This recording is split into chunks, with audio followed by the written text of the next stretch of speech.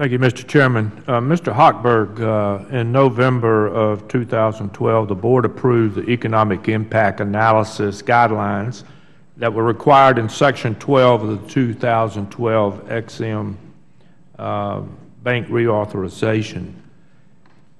Would it surprise you if the analysis was engineered to favor one company or another? Congressman, we actually revised our entire economic impact procedures. Congress asked us to review that in the 2012, and we made some adjustments throughout the entire process of economic impact. You made adjustments. Did you make those adjustments with consultation to any of your customers?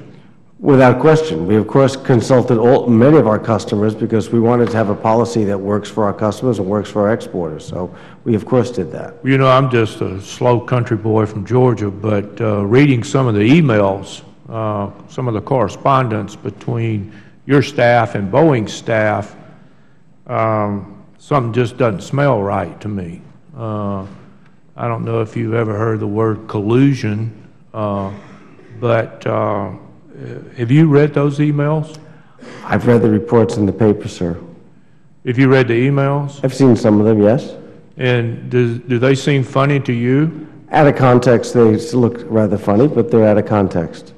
What we're trying to do, sir, is if we were writing regulations, guidelines for farm equipment, we would talk to the 5 companies that make farm equipment. Okay. So in the case we only have one aircraft manufacturer. Okay. I want to read one, or part of one from Mr. Moran.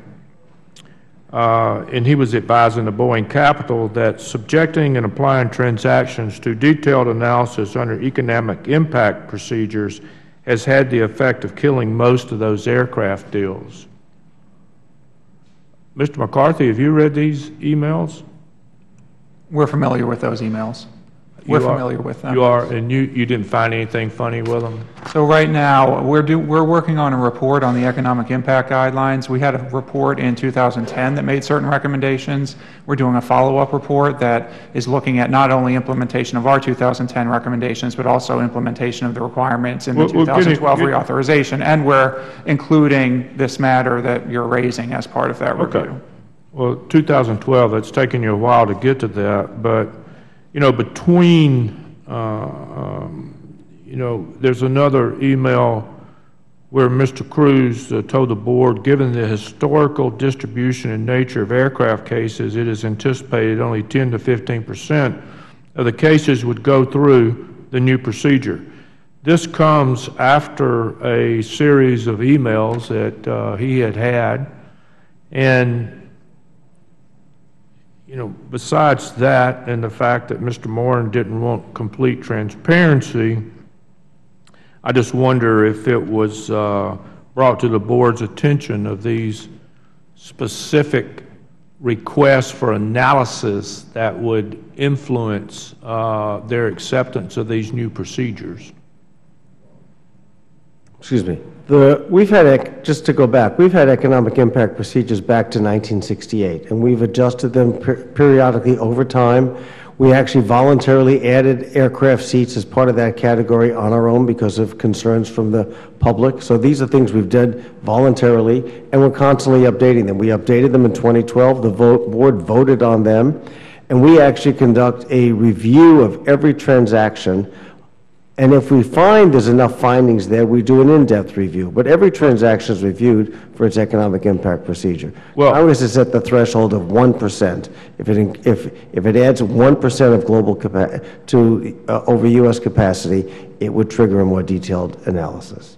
Well, I know it all depends on if you use the twin aisle, the single aisle, the number of seats. I mean, all of that is discussed in the emails between the Boeing staff and your staff. As far as what numbers to use. And as Mr. Green, my friend from Texas, stated, you know, the process needs to work. And when you're trying to get this information, do you think it's proper that your staff would be conversing with Boeing staff into how to make these numbers look right to justify your ability to make them the loans? Well, it's a public process. We had a low number of public meetings. We actually invited committee staff to join us. We post every transaction in the Federal Register, and we went through this is standard procedure and process that we do for economic impact. Well, I don't think that's a standard procedure process, but my time's expired. Thank the Chair. Time of the gentleman has expired. Chair now